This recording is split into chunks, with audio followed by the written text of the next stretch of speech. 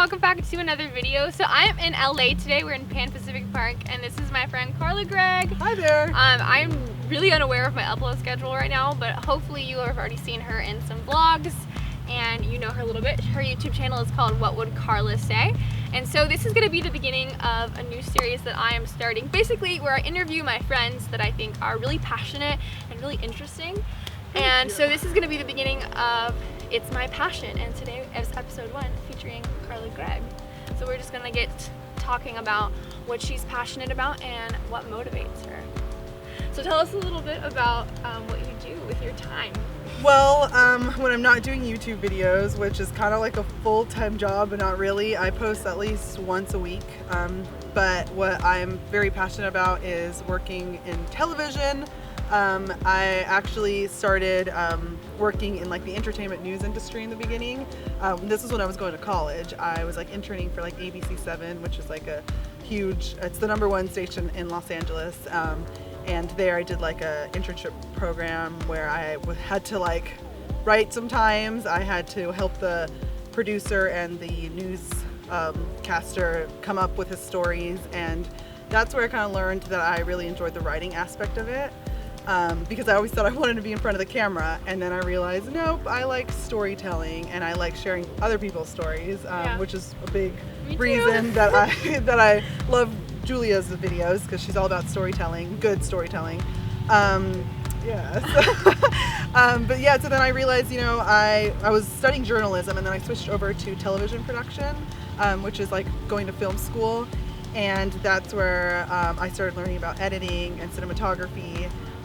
But then again, I was like, storytelling is what I love to do. So recently I was working for this television show called Bones. Never heard of it. It's a comedy drama television scripted series, and it's on the network Fox.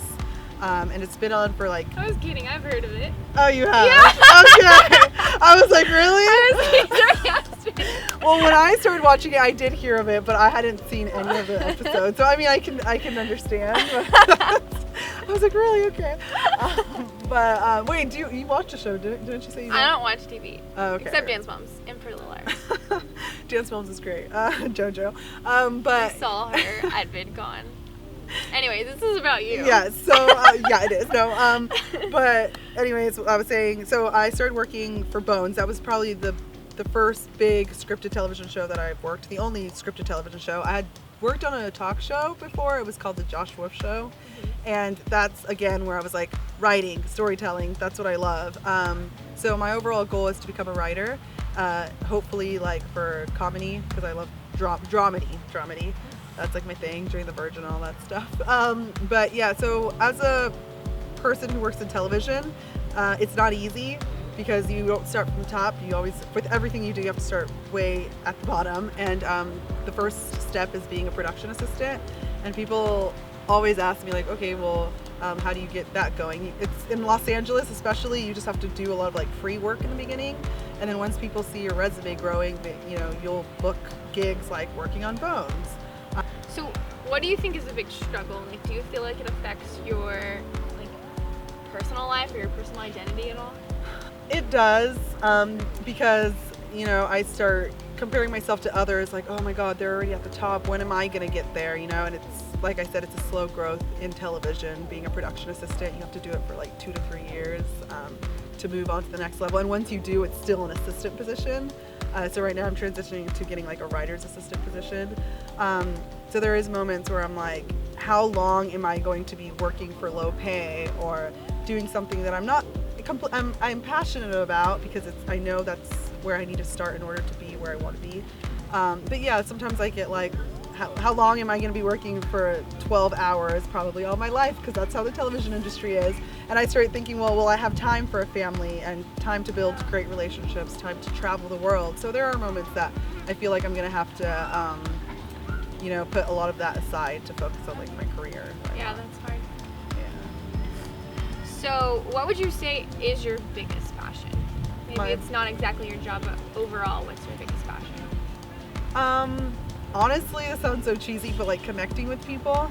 Yeah. You're really good at that. Thank you. Yeah, Because I was always like very shy in the beginning. Like I said, I wanted to do newscasts. I wanted to be a newscaster, and then I switched to behind the scenes. And I wasn't sure, like, I asked myself the question, why do I want to be in front of the camera? Why do I even want to work in TV? And the simple answer was, I love connecting with people. And that's why you like YouTube. Yeah, that's a big reason why I do YouTube. Because I'm not famous on YouTube at all. But I mean, there's a few people, there's a lot of people who watch my videos, and I connect with them, and I hear their story, and I hear how they like relate to my videos, and that makes me feel really awesome. Well, yeah, she says she's not famous, but we're at VidCon, and you know like every 10th person. They're like, Carla! Like, you're so good at building relationships, and people really like you and appreciate your friendship. Yeah, that's special. It's a great, it's just a great way to connect with people and like making YouTube videos, but just in my personal life too. I feel like I'm that type of person who likes that one-on-one connection with somebody rather than like large groups and stuff, which helps me a lot in like my writing, because I feel like I am able to really understand people's like thoughts and emotions and connect that with like what I want to do like in my career. What would you say would be success for you? Success? God, that's a very hard question. Because I want to answer like to be happy, but exactly what is to be happy? I think it's just being like content, and not in the way that it's like, I give up, I don't want to do this anymore, but content in that I'm happy with the person I've become, because there's been moments where I've changed who I am being in this industry, and then I realize like, no, I want to be this like humble person, or connect with others, you know? So it's just sticking to who I am. I think that's success for me. I'm never changing who I am and still being able to do what I want. So I think that's awesome. Cool. If you have any questions for Carla, just comment them down below and she'll see them. And then also we filmed a video over on her channel. It's called What Would Carla Say? And I'm going to link it down below so you can go watch that right after this. Make sure you subscribe to her channel and go check out everything. She's super into Twitter, so if you're a Twitter person, I'll be there. That'll be a fun time. Yeah, so thanks for watching this video. Make sure you're subscribed to my channel as well for more videos like this and for more travel vlogs like you're used to. And I'll see you in the next one. Bye! This was just a word made up by someone who's afraid to get too. This is a great song right now because we're so close to all the other cars. Right, Lindy? Very close. She loves it. Close! Just a word made up by someone who's afraid